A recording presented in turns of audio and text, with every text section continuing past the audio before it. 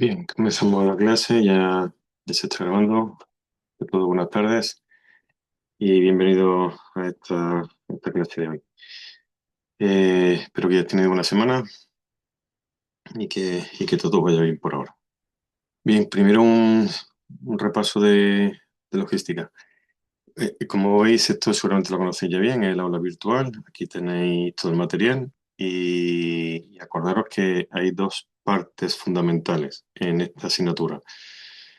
Por una parte están aquí en el temario, tenéis pues, dividido en bloques los distintos temas que componen esta asignatura y aquí tenéis los PDFs de la parte teórica. Insisto, lo que se os va a preguntar en el examen va a ser sobre esta parte teórica, que está muy relacionada con la práctica, por supuesto, pero ahí están los conceptos que tenéis que dominar. Esos PDFs se os van a dejar en el examen, con lo cual la idea no es que os los aprendáis de memoria, la idea es que los leáis y que lo entendáis todo bien. Y para eso están los test, que ahora lo veremos, que es para que os aseguréis que habéis entendido bien todos los conceptos, porque eso es lo importante. ¿Vale? Y luego está la otra parte, en la que estamos viendo en clase, que es la parte eminentemente práctica. Son diferentes notebooks que preparó el profesor Rafael San Miguel y en los que vamos a ir viendo las diferentes herramientas que nos ofrece la nube para ella. ¿Vale? Eso sí, yo creo que estaba claro, pero bueno, conviene repasarlo por si alguien se había despistado, que sepa que hay esos dos grandes componentes y que hay que conocer ambos, ¿vale? Luego, más temas de logística. Ya comenté en otra clase, pero bueno, parece que no hay personas que no les llegó la información, que la actividad uno que la tenía aquí en la actividad de test, esta actividad no funciona porque Google ha dejado de ofrecer esa herramienta. Ten en cuenta que estas prácticas las preparó. Un momento, mira, ahora te respondo. Estas prácticas las preparó el profesor Rafael hace menos de 6 meses, en noviembre. Y bueno, como os dije, esto cambia rapidísimo. Los servicios de la nube, hay mucha competencia. Entre los tres grandes que hay mucha competencia y hay servicios nuevos, servicios que quitan. Entonces, lo que tenéis que hacer es, para saber lo que tenéis que hacer en la actividad uno, os venís a documentación. Aquí, dentro de mi directorio, pues tenéis, comentaremos lo demás, tenéis aquí la actividad uno, ¿de acuerdo? Y aquí ya tenéis, pues, enunciados, tenéis también los datos y la rúbrica que se os va a aplicar, ¿vale? Ahí está todo. Bien, Profe, y Miguel, la ¿tienes alguna entrega en pregunta? la misma fecha. Sí, perdón. La entrega es para la misma fecha, para el mismo día, el lunes. Sí, sí, todo sigue igual, solo que pues esa actividad ya no está disponible y se ha hecho esta, ¿de acuerdo? Esa la encontramos en documentación. Sí, en documentación, ahí tenéis en actividad uno, aquí tenéis todos los documentos que necesitáis, ¿de acuerdo? Y lo que os decía, también tenéis en la parte de actividades y test, tenéis los test que os he comentado, que lo ideal es, idealmente, ya sé que tenéis bastantes cosas que hacer, etcétera, pero lo ideal sería que antes de las clases, que son prácticas, os leyerais los TFMs y luego, durante la clase, vemos lo que es el notebook correspondiente a esa teoría y que luego vinierais a hacer el test. Y así os aseguráis que la parte queda a punto, pero lo más importante es que así aseguráis que tenéis todos los conceptos claros, porque a veces uno piensa que ha entendido algo y luego resulta que no es así, ¿vale? Para eso están esos test principalmente. ¿De Bueno, acuerdo? Y profe, luego yo en tenía documentación. la mano levantada y le quería Sí, preguntar algo. Y es que ya yo hice el envío de la actividad, sin embargo, noto ahora que ingresé que en la plataforma aparece un mensaje que justo también se lo coloqué en el foro ahorita. Dice que Turnitin ha devuelto un error con su envío. Dice, tu entrega debe contener 20 bueno, palabras o perdona, más. eso, No, eso, no los logro. casos, perdona, los casos que son personales e individuales, mejor escribe al foro, ¿vale? Hay un foro específico para la actividad. Sí, ya lo cargué ahí al foro también, sino precisamente porque seguramente le va a salir a la gente así cuando carguen la actividad. No sé qué significa ese error, si ya está y ya los descargué también. O sea, Vale, pues eso, están bien cargados. la profesora que se encarga de las prácticas, de las actividades, la profesora Celia Cabello, ella ya se encargará de gestionar el error que surge y demás. ¿De acuerdo? Ah, ya. Por eso, O sea, quien acordaros, califica no es usted mismo. Usted mismo no es el que califica las actividades. no, la actividad las califica la profesora Celia Cabello y hay Bien. dentro del foro hay un hilo específico para las actividades, ¿vale?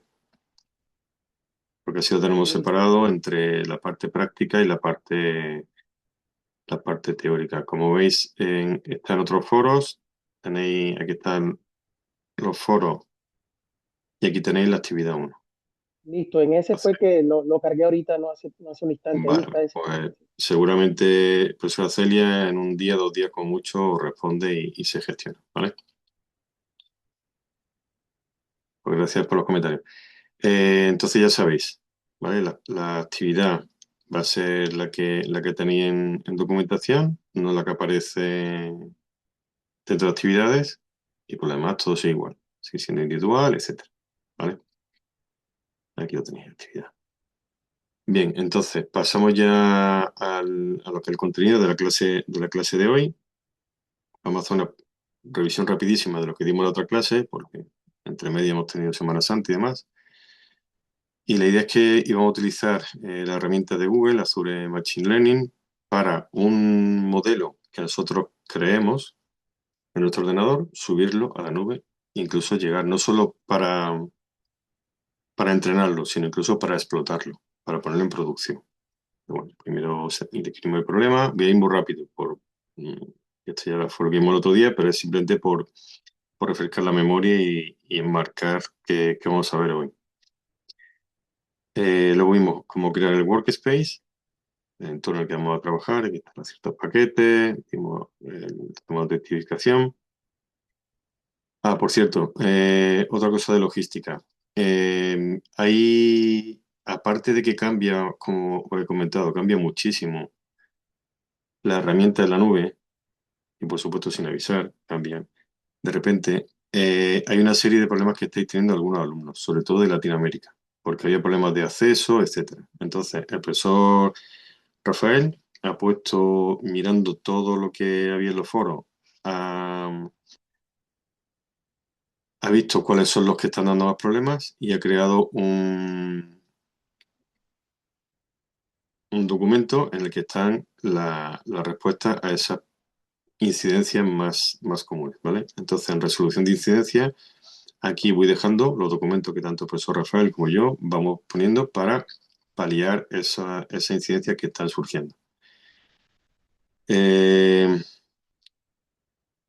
vais a encontrar esto siempre. Algo que hagáis, si habéis trabajado en Python, ya sabéis cómo está ahora el mundo de la informática. Cambia muchísimo, muy rápido, y no hay tampoco compatibilidad hacia atrás, que antes era lo que se evaluaba, ahora ya van cambiando las cosas muy rápido y no se preocupan de que funcione lo anterior. Entonces eso sumado a que parece que había problemas de acceso desde Latinoamérica, pues hace que algunas cosas no hayan funcionado exactamente como esperábamos. Algunos alumnos solamente, pero bueno, aquí, cuando hay algún problema de ese tipo, venir primero a incidencias y seguramente tendréis la respuesta. Si no, vais al foro y seguramente habrá un hilo sobre ello, y si no, pues lo creáis vosotros. Si es un problema nuevo que no habíamos detectado hasta ahora. ¿De acuerdo? En este notebook en particular, los problemas eran casi todos de acceso y siempre de algunos países de Latinoamérica, no de todos. Entonces, bueno, si os pasa a vosotros, ir a incidencias, a los documentos de incidencias, que ahí encontraréis cómo solventarlo. Bien, continuamos entonces repasando lo que vimos en la clase anterior. Tenéis que crear ciertas cosas. Todo esto era preparando el entorno en el que vais a trabajar luego, el entorno en la nube.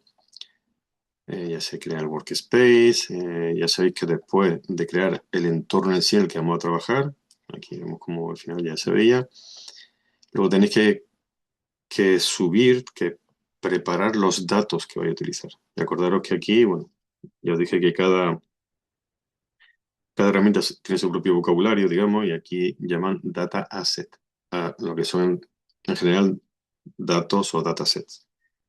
O también hay que hacerle una preparación, hay que dejarlo en el formato que espera, etcétera. Y todo esto va luego a redundar en que va a ser mucho más rápido y más eficiente. Entonces, todo este tiempo que se invierte en preparar el entorno, en preparar los datos, es para que luego, una vez que está en la nube, sea muy rápido. Por eso no siempre compensa subir la nube. Habrá entrenamientos que los podéis hacer perfectamente en vuestro ordenador, si es más o menos potente, o en un servidor que tengáis en vuestra universidad o en vuestra empresa, y solo se usan estos recursos, ya sabéis, de la nube, cuando la carga es muy alta y vuestro ordenador no puede, y sobre todo ya cuando es para explotación, ya sí tenéis que tirar de servicios de la nube. No podéis tener, a no ser que tengáis un servidor muy potente, no vais a poder abastecer a todas las personas que os contacten. ¿De acuerdo? Entonces ahora veremos la parte final de este notebook, que es precisamente hacer el deployment, hacer el despliegue para ponerlo en producción. Bien, todo esto ya lo vimos, ya vimos en detalle, también hay un montón de comentarios para quien no pueda atender las clases, está todo documentado dentro del notebook.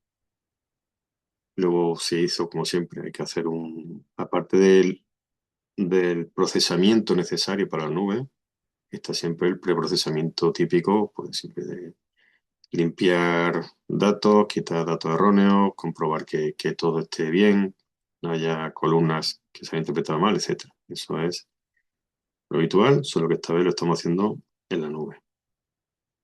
También había que quitar la columna que va a ser la columna objetivo, la que queremos adivinar. Vale. Bien, aquí se va diciendo también cómo ir, podéis comprobar qué está pasando, que no, cuando estéis trabajando en remoto, al final a veces no es intuitivo saber qué se está haciendo. Entonces, a pesar de que desde el notebook mismo tenéis acceso a todo y podéis ver bastante bien qué está pasando, siempre está la opción de ir a vuestro entorno, que accedéis a través del navegador y veis que está todo bien y que se va haciendo lo que vosotros estáis pidiendo que se haga. Ahora lo veremos también en esta segunda parte, cómo podéis aseguraros de que todo está haciendo bien, tanto desde el notebook como desde vuestro entorno de trabajo. Bien, entonces pasamos ya a la segunda y última parte de este notebook. Y la primera parte de esta sección es el entrenamiento del modelo. Ahora vamos a entrenar el modelo en la nube. Vale, conceptos fundamentales. Hay que crear un environment, un entorno, que incluye incluso el sistema operativo, ahora veremos qué consiste, y el software necesario. Vamos a crear un entorno, que es igual que se llama entorno a lo que creamos en Python, esto digamos que es un entorno ya con más capacidad. Al fin y al cabo, lo que se va a hacer es un Docker. Ya sabéis, la única forma de asegurarnos de que todo funcione en cualquier equipo es creamos un Docker en el que está metido el sistema operativo incluso, el software y la biblioteca justo que nosotros queramos, las que sabemos que funcionan bien. Ya sabéis que en Python hay luego incompatibilidades, que lo que funciona hoy en 2 semanas puede que ya no funcione, etcétera. En cuanto se actualiza una versión de una biblioteca, puede dar incompatibilidades con otra biblioteca. Luego, ese Docker lo podéis construir nada más crear el entorno o una vez que se vaya a invocar. Eso lo veremos después. Y básicamente lo que se hace es, como decía, ese environment de él vamos a sacar un container, vamos a sacar un Docker y eso va a ser lo que subamos a la nube.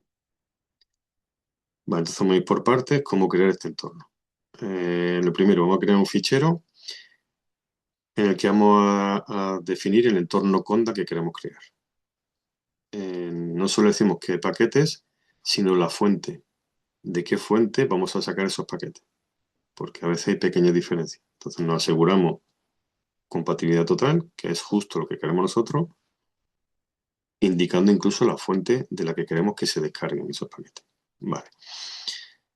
Todo esto lo tenéis aquí abajo, el fichero de configuración, es un YAML, que se especifican las distintas los parámetros y vamos a irlo viendo poco a poco. Primero, decís eso, de qué fuente queréis sacar las bibliotecas.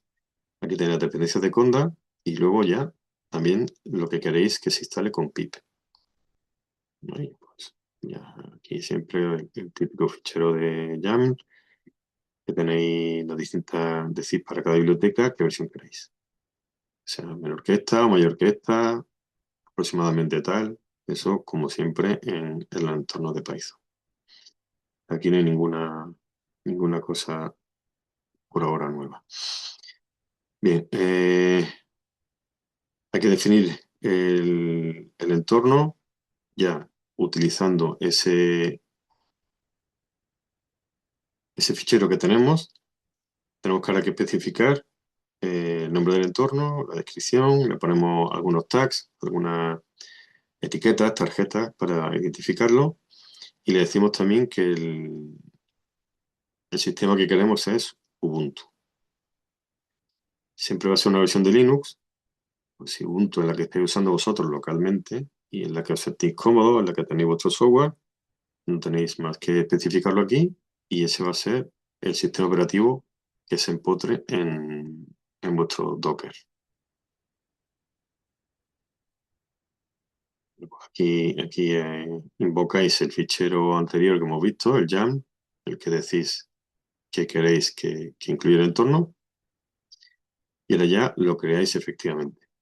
Ahora estamos preparando las variables que se usan para esta función y ya creamos o actualizamos si existe. Ya sabéis que casi todas estas funciones que estamos viendo lo que hacen es, si no existe, crearlo y si ya existe, pues lo actualiza. Y esto está muy bien porque automáticamente en vuestro entorno de desarrollo de Azure vais a ver las distintas versiones. Esto es muy útil a la hora de trabajar porque nunca a la primera vais a hacer un modelo. Siempre se prueban diferentes hiperparámetros, incluso se cambia el- el modelo de IA que tenéis, que estéis utilizando, la estructura entera. Entonces, bueno, todos esos experimentos van dejando una traza que luego podéis seguir hacia atrás. Porque al fin y al cabo, como se trabaja siempre, es haciendo benchmark. Tiene una serie de posibles modelos, dentro de cada modelo una serie de hiperparámetros y vas probando hasta que ves cuál es el que mejor se adapta a lo que quieres. Entonces, este enfoque es bastante útil y está pensado para facilitaros el trabajo. Vale, pues ya lo creáis y se pone un print para asegurarse que que todo está registrado, que la versión es correcta, etc. Aún así, aunque ya tenéis este mensaje aquí desde el notebook, como siempre, os podéis ir a la consola de Azure, os venís a Custom Environment y veis que efectivamente está vuestro entorno creado. Bueno, pues si hacéis clic sobre él, os aparecen sus detalles. Sobre todo aquí lo importante es que veis que está en ejecución, está ya preparado el entorno.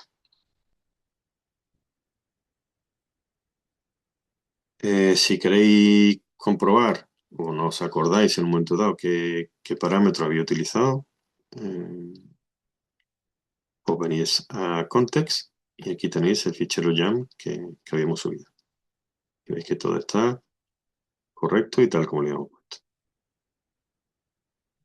Vale, y también tened en cuenta que podéis ver aquí las versiones, como os decía. Igual que se versionean los modelos, también podemos versionear los entornos.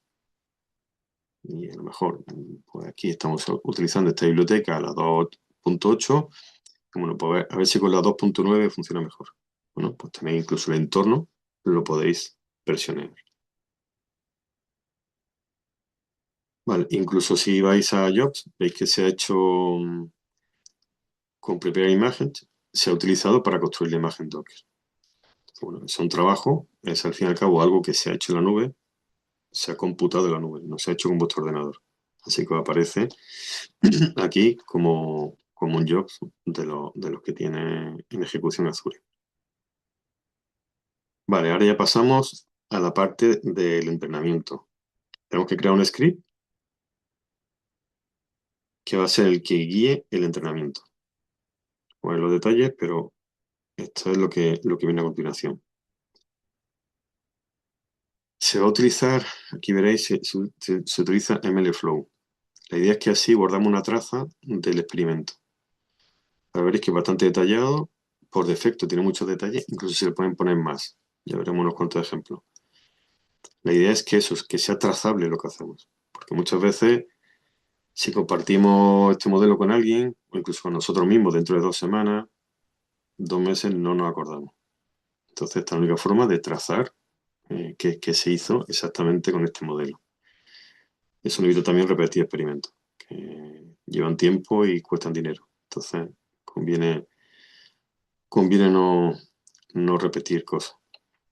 Bueno, creamos un poco, creamos una carpeta para el script, le llamamos src, que es lo típico en Linux, y lo creamos para ir poniendo aquí nuestro script de Python. Ya sabéis, lo que se hace con esta directiva al intérprete, pues lo que hace es que nos escribe un fichero main.py con este contenido, ¿vale?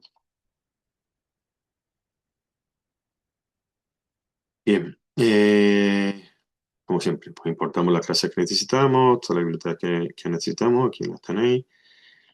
Y ahora, dentro de la función main, vamos a poner todo el proceso de generación.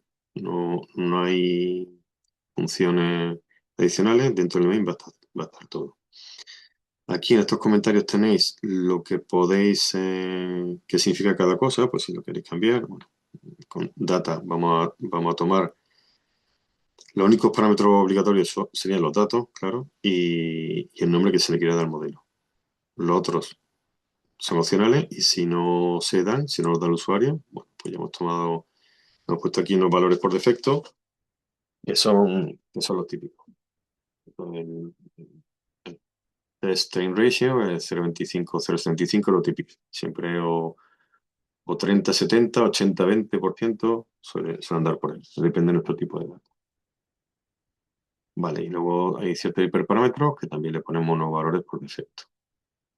Estos serían los argumentos de la función de entrenamiento.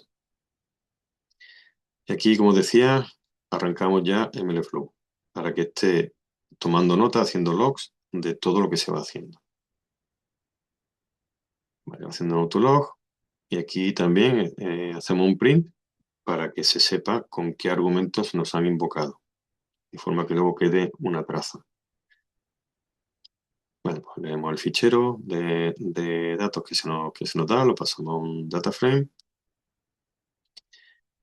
Y luego, como decía, MLflow por defecto guarda bastante información. Pero nosotros queremos algo más, ¿no? Pues guardamos el número de instancias y el número de variables de entrada. Y quitamos uno porque, ya sabéis, la última columna es la variable objeto, es la que queremos adivinar. Vale, luego, como siempre, hacemos el split, siguiendo el ratio que nos hayan dado, y luego se hace ya la partición. Se separa la variable objetivo de la variable de entrada. Siempre train y test. Yo digo, esta parte, digamos que es la común, la que habéis visto en otra asignatura. En esta asignatura nos centramos más en vosotros como diseñadores. El modelo, hemos puesto aquí un modelo porque es importante para poderlo ejecutar, pero lo importante es todo lo demás, es cómo llevamos esto a la nube, ¿vale? Porque sí, estamos entrando un poco más en detalle de MLflow, etcétera, para que sepáis por qué está aquí y es muy conveniente que lo uséis vosotros cada vez que hagáis un ejercicio de este tipo. Y luego a veces es imposible saber qué se ha hecho. Los que llevéis un tiempo trabajando en esto, incluso en las asignaturas que habéis hecho, ya habréis visto que es muy fácil perder el norte. Al final los árboles no nos dejan ver el bosque y no sabemos ya de dónde vienen los datos. Entonces esto nos ayuda mucho, sobre todo el tema de las versiones. Vale, asociamos el modelo al MLflow para que sepa qué modelo tiene que estar siguiendo. Y ahora lo que hacemos es almacenar este modelo en un fichero. Eh, la idea es que ese modelo se quede guardado. No queremos perderlo. Entonces, una vez que está entrenado, que está aquí, está en la parte de entrenamiento, lo queremos guardar. ¿Vale? Sobre el parámetro y después una vez que está ejecutado, pues le pedimos que haga una predicción. Una vez que está entrenado, perdón, le pedimos que haga una validación de test y así vemos qué tal de bueno ha sido. Para eso pues está la clasificación, el report, de qué tal de buena ha sido la clasificación. Vale, registramos el modelo aquí y luego, como decía, se almacena el modelo. Ese modelo nos ha llevado, esto ya depende de la complejidad, este seguramente no tardará mucho, pero hay veces que se puede llevar días. Entonces siempre guardarlo, porque si no se pierde. Vale, tener en cuenta para el entrenamiento, si no lo especificáis, el propio Azure va a decidir cuántos nodos meter, etcétera. Entonces lo voy a dejar por defecto y ya se encarga el de decidir qué, qué máquinas son las más adecuadas, son las necesarias para ello. Bien, entonces una vez que tenéis ya el modelo entrenado, lo guardáis, tenéis ya también todo guardado en el flow, en el log. Y ahora, eso ha sido para definir localmente, digamos, esto hemos creado el script de Python que nos va a hacer entrenamiento. Ahora esto hay que subirlo a la nube. Todo esto son, digamos, preparaciones. Todavía no lo hemos ejecutado. Estamos preparando ya hemos preparado nuestro entorno y ahora tenemos que subir ese script, lo tenemos que subir. Vale. Otra cosa importante. Tenemos que crear ese job. Es un trabajo que se va a hacer en la nube. Como decimos, esto ya no es en nuestro ordenador. Lo vamos a subir y se va a convertir en un job en la nube.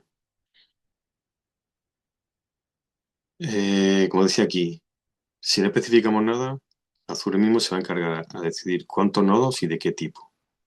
Va a estimar qué carga de trabajo supone esto que le estáis pidiendo y ya él se encarga. Vale, como siempre, pues importamos las bibliotecas que van a hacer falta y especificamos qué nombre le vamos a dar.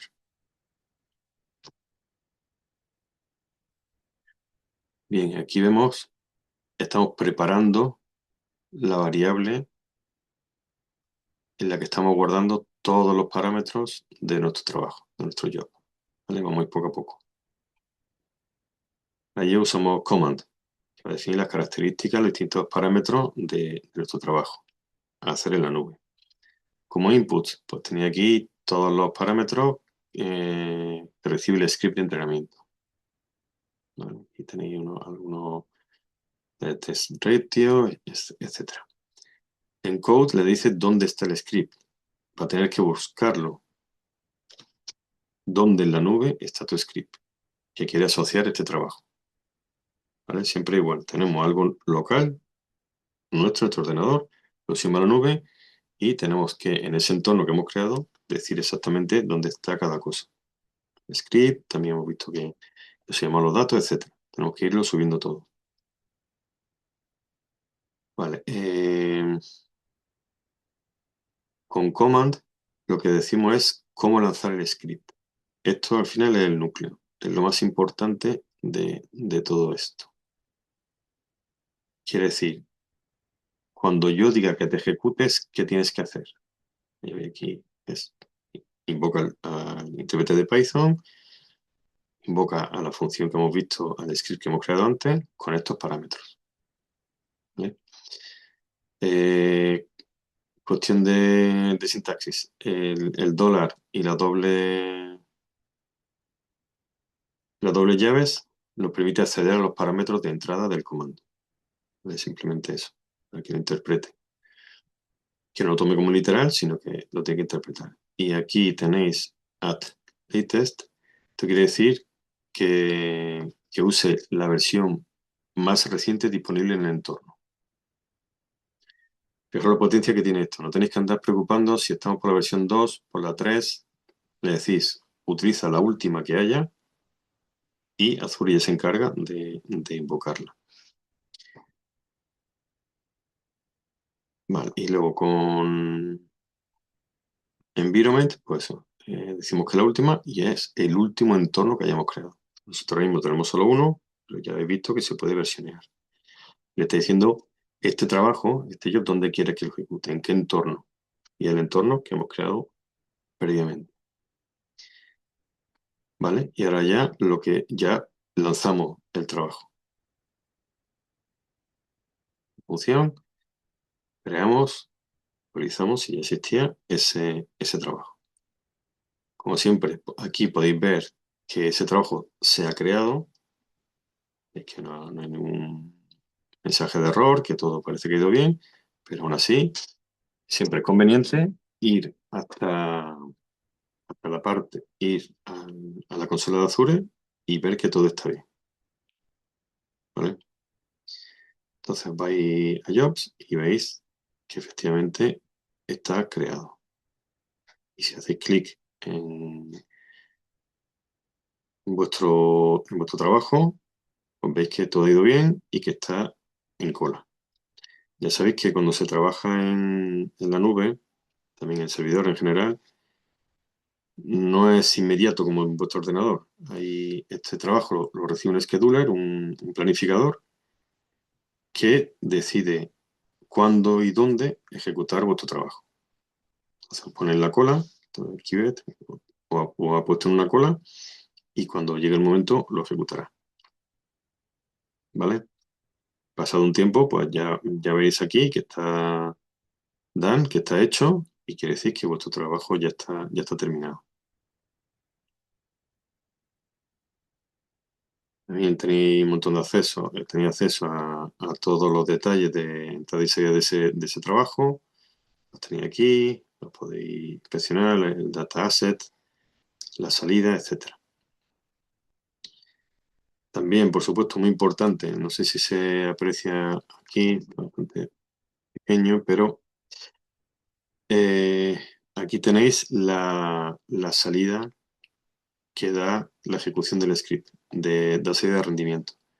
Bueno, que tenéis el número de fichas que ha utilizado, el número de características, cuántos datos ha utilizado en el entrenamiento, 30.000, y luego los distintos parámetros de calidad durante el entrenamiento. ¿Vale? Esto no es el test, esto es el entrenamiento. Pues como ya ha estado bastante bien, 0.8, se ve que ha llegado a ser bastante bueno. Depende ya de para qué queramos utilizar esto, cómo de crítico es, estos valores ya pueden ser suficientemente buenos. Si no, ya sabéis, se cambia de herramienta de IA, algo de deep learning, lo que sea.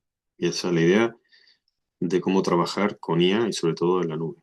Vamos probando diferentes cosas hasta que encontramos el modelo que mejor se adapte a nuestro problema. Y sobre todo al tipo de solución que estamos buscando. Algunas cosas son más críticas que otras, entonces vamos a ser más quisquillosos con los resultados. Bien, también por defecto da la siguiente salida. La matriz de confusión, eso es fundamental.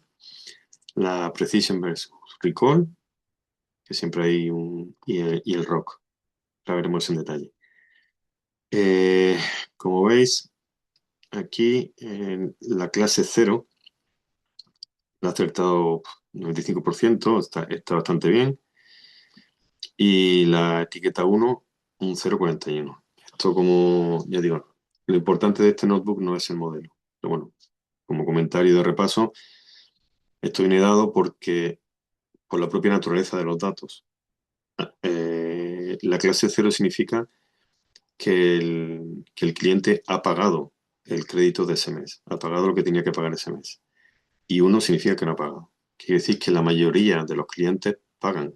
Entonces es la clase más fácil de acertar, digamos. La clase 1 son muchos menos y por tanto les cuesta más trabajo acertar. Esto es lo típico que pasa cuando tenemos datos desbalanceados, cuando están desequilibrados, que la mayoría de las veces va a ser lo normal. Entonces, bueno, hay una serie de herramientas que seguramente habréis visto para paliar esos casos, pero bueno, Lo importante aquí es que vemos que por defecto nos da las salidas, las métricas de calidad más importantes. Con esto de un vistazo podemos decidir si es suficientemente bueno o si seguimos. ¿Vale? Luego ya si queremos podemos pedir más métricas de calidad, etcétera, pero con esto ya tenemos una primera visión. Aquí también tenemos siempre de buscar un equilibrio entre los falsos positivos y falsos negativos. El ejemplo típico es si esto fuera un test para detectar si alguien tiene cáncer, más vale que dé falso positivo, que diga que alguien tiene cáncer y que no sea así, porque luego se hace una biopsia o se hace un prueba adicional y se ve que no es un falso positivo, sino que sea un falso negativo. Que alguien que tenga cáncer le dice, no, está sano, la prueba da negativa y se vaya a casa tan tranquilo y tenga un cáncer. ¿Vale? Entonces, ya dependiendo de la aplicación, tenéis que decidir qué parte de esta línea os interesa, qué es más importante para vosotros, que no haya falso negativo o falso positivo. En el caso que estamos de impagos, bueno, quizás los falsos positivos nos pueden dar muchos problemas porque creemos que no nos va a pagar alguien y al final sí paga. Entonces más vale centrarse en las personas que casi seguro no van a pagar el mes que viene para ir ya intentando paliarlo. ¿Vale? Pero ya digo, eso ya son decisiones de diseño que tendréis que decidirlas vosotros junto con quien os encargue el trabajo. Ustedes nosotros hacemos la herramienta. Quien tiene que decidir para qué la usa son los que os contraten o la persona que os dé este problema a solucionar. Aquí también tenemos algo parecido. Tenemos que decidir qué parte de la curva nos interesa, en qué parte nos colocamos, dependiendo del problema y de lo que estamos buscando. Bien, y luego en la sección de output más logs, pues tenéis el fichero stdlog.txt y ahí está almacenado todos los prints que teníamos en nuestro script de Python, los tiene aquí guardados. ¿Vale? Entonces, como he visto, tenemos aquí en el script, vamos arriba, hay varios prints para ir viendo lo que está haciendo. Aquí tenéis, bueno, aquí imprimimos los parámetros con los que se ha invocado el script y luego teníamos también cuál es el shape de la matriz de entrenamiento, etcétera. Entonces, esto es muy potente, muy útil. Aquí hemos puesto unos cuantos, los más básicos, pero aquí podéis poner muchísimos. Podéis hacer un log para vosotros mismos. Aquí ponéis una serie de prints. Pues, bueno, podéis incluso hacer una caracterización de los datos. Es decir, bueno, pues los datos de entrenamiento hay este porcentaje de clase 0 y de clase 1. Y los de test, aquí podéis poner todo lo que queráis. Y luego, como esto va a estar en la nube, no vais a ver la pantalla que hay allí, pero lo vais a tener en este fichero, vais a tener todo guardado. Todos esos prints que han sucedido, los voy a tener aquí guardados, no se pierden. ¿De acuerdo? Esto es muy importante. Y ahí tenéis uno, modelo, input data, total, tenéis aquí todos los prints. Vale, también más comprobaciones que podéis hacer. Os vais al entorno de Azure y veis que el modelo está registrado. ¿Vale? Quiere decir que lo tenemos ya registrado en el MLflow, que lo tenemos bajo control. Vamos a tener logs automáticos de nuestro modelo. Insisto, siempre tenéis la opción de ver las cosas desde vuestro propio notebook y para confirmar, sobre todo al principio, cuando no se está muy claro uno de si está haciendo todo bien, si hay algún fallo, os vais, tenéis otra página web abierta con vuestra consola de Azure y vais viendo que todo se está desarrollando bien. Sobre todo cuando mandéis a ejecutar un entrenamiento, como suelen tardar bastante, pues también tendréis que acceder a la consola de vez en cuando para ver cuándo ha terminado el ejecutarse. Bien, ahora ya tenemos nuestro modelo entrenado. Asumimos que nos parecen bien esos datos que nos han dado, esas métricas de calidad, y lo que vamos a hacer ahora es desplegarlo, lo que se denomina normalmente el deployment, que es ponerlo en producción. Ya tenemos un modelo, ahora vamos a sacarle partido, vamos a ponerlo a hacer inferencias, a trabajar. ¿Qué necesitamos para hacer este despliegue? Dos cosas, dos conceptos que aquí significan algo diferente a que puede significar en otras partes. Pero bueno, tenemos que crear un endpoint y un deployment. El endpoint no es más que una dirección de Internet, HTTPS, a la que nuestros clientes van a mandar peticiones de inferencia. Van a mandar datos para que nuestro modelo se lo clasifique. ¿Vale? Pues, en vez de ser un modelo, puede ser varios, depende de las políticas, pero bueno, la idea es esa. Se llama endpoint. Tenéis un montón de cosas subidas a la nube, tenéis que dar un solo punto de entrada. Es el punto de comunicación entre vuestros clientes y vuestro modelo. Al cliente no le importa lo que hay dentro, si es un random forest, si es un modelo de deep learning, le da igual. Solo quiere saber a qué página web tiene que acceder para dar sus datos y que se los den clasificados. ¿Vale? Normalmente lo que vaya a tener es un sistema de tokens que lo vais a ir cobrando. Es decir, bueno, un token va a ser o por horas o por número de datos, etcétera. Eso ya como vosotros pongáis. Y esto es eso, ponerlo en explotación, ¿vale? Y ahora, eso es el endpoint, dónde acceden vuestros clientes. Y otra cosa es el deployment, es en qué infraestructura física, en qué hardware se va a hospedar ese modelo. Una cosa es los nodos en los que se ha entrenado el modelo, que hemos dicho, como lo hemos hecho nosotros aquí, se ha encargado Azure de decidir cuáles son los nodos necesarios y de qué tipo, pero ahora ya decimos, bueno, para producción ya sí tenéis que decir vosotros.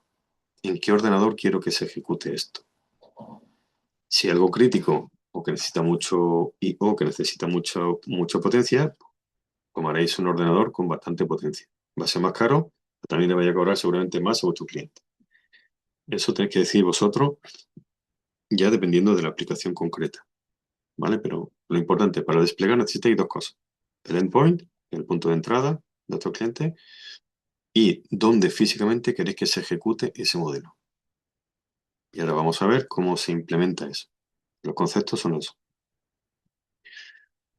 Primero, pues bueno, ponemos aquí un nombre más o menos comprensible y luego se le añade una serie de números normalmente que es para un identificador único, para asegurarnos que no se repite, porque tiene que ser una página web única para pasársela a nuestros clientes.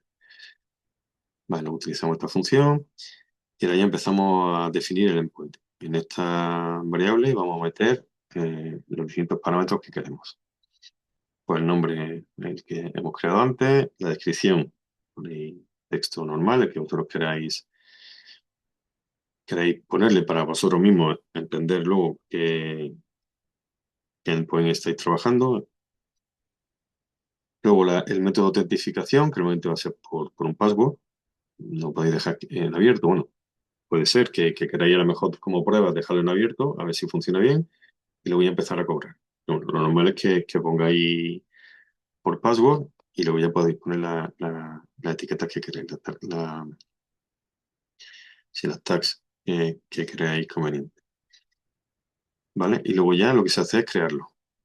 Como siempre, se crea o se actualiza con, con los parámetros que le hemos dado, crea ya este endpoint.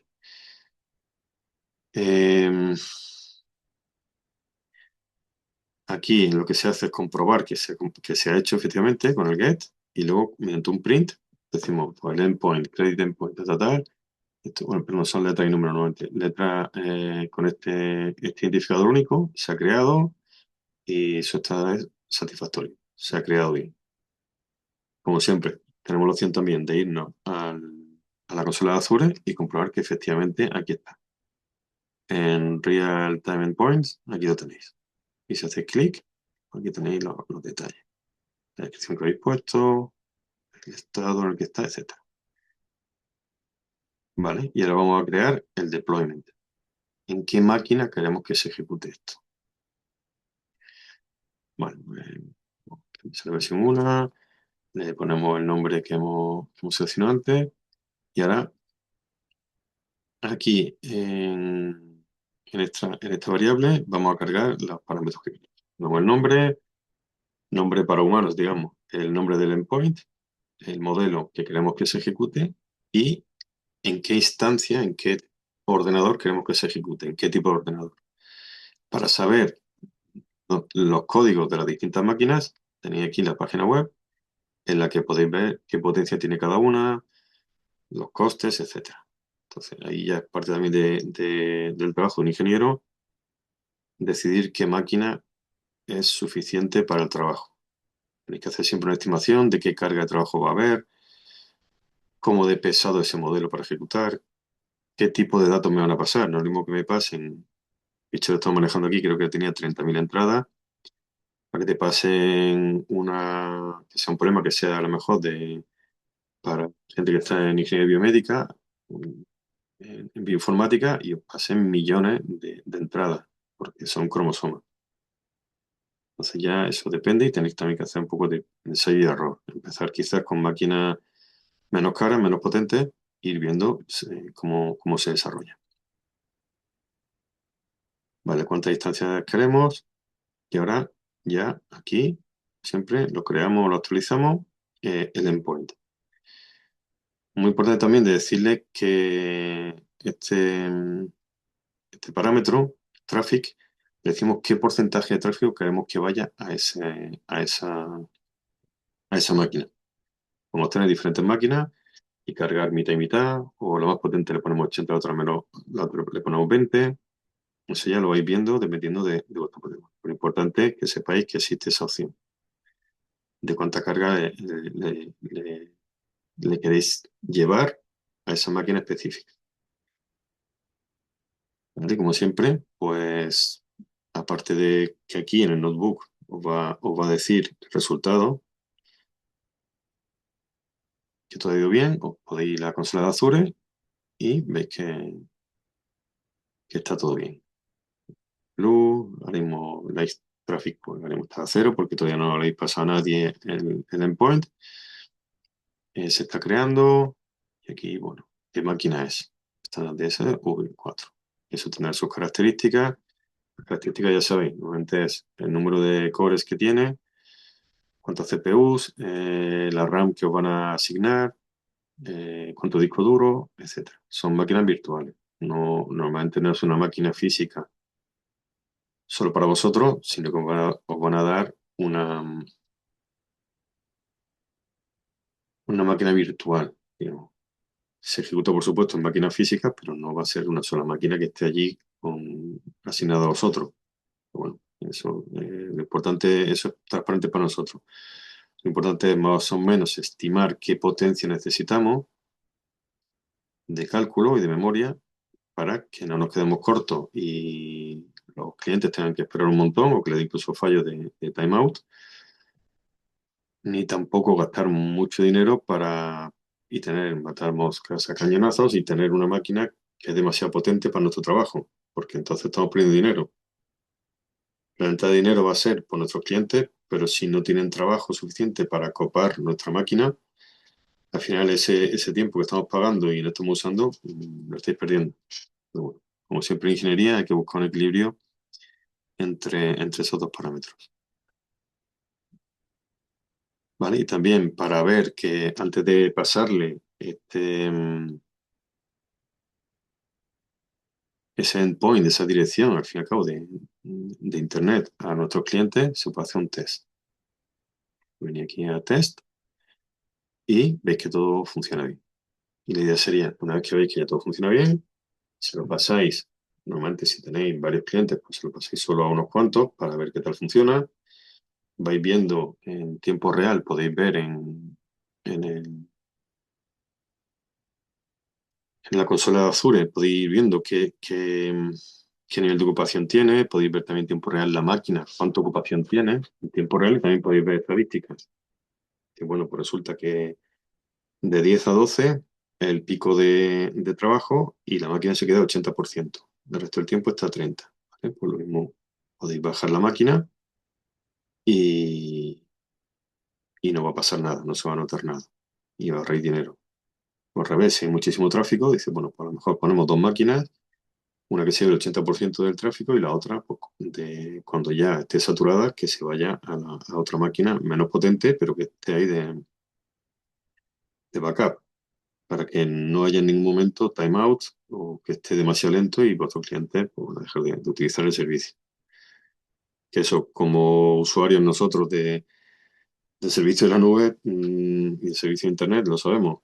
A veces las cosas van lentísimas, a veces ni siquiera funcionan. Aparte, cuando hay ciberataques, suele ser porque hay mucha carga. Eso se ve sobre todo cuando utilizáis LLMs, por ejemplo, ChatGPT o Gemini. Aquí en Europa, como tenemos unas 6 horas, entre 4 y 6 horas menos que, que en América en general, sobre todo en Estados Unidos, por la mañana aquí suele funcionar bastante más rápido. En cuanto llegan las 2 o así, que ya empieza, sobre todo en Estados Unidos, a haber mucha demanda, aquí baja bastante la velocidad. Entonces, bueno, eso tenéis que estudiarlo, esperar un tiempo, ver cómo se desarrolla. Ya digo, siempre hay estadísticas de uso de las máquinas y a partir de eso decidís. Insisto, ahí también trabajo, por ejemplo, del banco, lo más probable y lo más normal es que lo hagan de noche, que una vez que la oficina está cerrada, manden los datos a vuestro endpoint y por la mañana lo tengan. Entonces, bueno, sí, hay ahí 12, 14 horas en las que podéis hacerlo. Pues podéis tener una máquina no muy potente y que, bueno, lo vaya haciendo conforme pueda, porque en 14 horas seguramente lo va a resolver. ¿Vale? Entonces, bueno, eso ya hay mucha casuística y tenéis que vosotros decidir y ya, adaptaros al cliente o al problema que estéis resolviendo. ¿Vale? Y luego, muy importante, eliminar los recursos de la sesión. Una vez que la sesión ha terminado, para evitar consumo innecesario, que eso sobre todo en Amazon penaliza bastante si os dejáis una máquina encendida. La RAM también cobra. Entonces, bueno, esto hay que tener bastante cuidado y para eso tenéis esta función, que lo que hace es pararos todo el entorno. ¿Vale? Tenéis aquí el workspace, esto lo para, y esto es para todo lo que es el cliente que tenéis en la máquina. Esto es algo que pasa a nivel intuitivo. Nosotros, como estamos trabajando siempre en esta máquina, cuando paramos de trabajar pensamos que está todo parado, pero recordad siempre que tenéis en la nube, en Estados Unidos o en otro país, o quizás porque tengáis algún servicio en vuestro propio país, pero distante, está trabajando para vosotros. Y aunque no le deis trabajo, está ahí reservada para vosotros. Y eso es lo que os cobran. Entonces, es siempre consciente de eso. Y para cerrar un trabajo en la nube, no es simplemente dejar de mandar trabajo, sino que hay que eso. Dependiendo de en qué entorno de la nube estéis, hay una forma u otras. Aquí hemos puesto la forma de hacerlo desde el notebook, pero por supuesto desde la consola de Azure también lo podéis hacer para los distintos servicios y aseguráis que no estén contando, porque os va a estar gastando dinero para nada, a cambio de nada. Vale, si no hay, aquí había un comentario.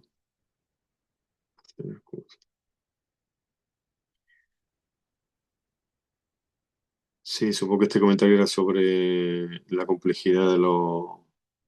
Vale, Diego Andrés, dime, ¿tienes una pregunta? Sí, profe, buenas tardes. En la parte que estaba hablando, lo del el balanceo de carga y todo esto, Mm. ahí también hay que tener en cuenta de pronto políticas de autoescalado, o hay forma de hacer algún autoescalado si, digamos, la máquina se va a colapsar o a tener indisponibilidad, entre otra y entre que se sube esa que va a subir y la otra está llena, mirar si en ese transcurso de tiempo hubo pérdidas, algo así se podría hacer. Sí, eso sería cuestión de mirar, exactamente. Yo no he utilizado eso en particular en esta herramienta de la nube, pero normalmente se puede hacer. Lo que pasa es que tenéis que tener predefinido cómo funcionar en esas situaciones. No es tan automático. Tenéis vosotros que activamente poner esa serie de, ¿cómo decirlo?, de normas. Tenéis que dar una serie de reglas. Como, Normalmente sí hay. como los requerimientos no funcionales, algo así. Sí, exacto. Y sobre todo al principio, antes siquiera de poder hacer eso, tenéis que hacer unos cuantos test, al menos de unas semanas, con muy pocos clientes y ver qué tal flujo hay. Porque incluso para hacer esa especificación, esos requisitos, tenéis que tener una idea aproximada y a priori es casi imposible saberlo. Pues ya te digo, en este caso del banco seguramente no hay problema. Os pueden mandar muchos bancos su trabajo a la tarde-noche y tenéis 12, 14 horas para manejar todo ese volumen de trabajo. Y luego durante el día seguramente vais a estar parado. Pero ya depende mucho de vuestro cliente y lo primero siempre es hacer unas cuantas pruebas. Aparte de las pruebas que hay con el test, de ver que todo funciona bien, luego tenéis que ver cómo funciona la realidad. ¿Qué tipo de clientes tenéis? ¿En qué horario operan? Resulta que pensáis en vuestros clientes de vuestro país y a lo mejor empiezan a entrar un montón de clientes de Europa. Depende entonces del negocio. Una hora. Claro, y a saber a qué horas que no te esperas tú, dices, ¿qué hace este pico de trabajo? Entonces, eso siempre hay que pelearse un poco con la realidad y ver lo que está pasando. Porque lo que nos imaginamos siempre es diferente a lo que termina saliendo. Eso siempre. Vale, pues muy bien. La idea sería, si tenéis tiempo, por favor, miraros la parte de teoría del próximo tema, que es el tema 3. Y ya en la próxima clase veremos el notebook correspondiente a esa teoría. Si no podéis, tampoco os preocupéis demasiado, porque los conceptos más importantes también se van explicando conforme vamos viéndolos en la práctica. Pero lo ideal, ya digo, sería que intentarais mirar la teoría, que ya digo, se lee como un libro y no tenéis la presión de tener que aprenderlo de memoria. La idea es que lo entendáis todo, los conceptos, insisto. Y luego tenéis los test, que es prácticamente para que autoevaluaros si realmente habéis entendido todo y ha quedado todo claro. ¿Qué es lo que no ha quedado claro? Ahí tenéis los apuntes para volver a ello y si aún así no queda claro, pues están los foros. Os preguntáis y ya sea la profesora Celia o yo, os responderemos lo más rápido posible. ¿De acuerdo? Pues que tengáis un buen resto de semana y un buen fin de semana. Hasta luego. Gracias, profe. Feliz tarde para todos. Pues, Gracias, profesor. no. Hasta luego.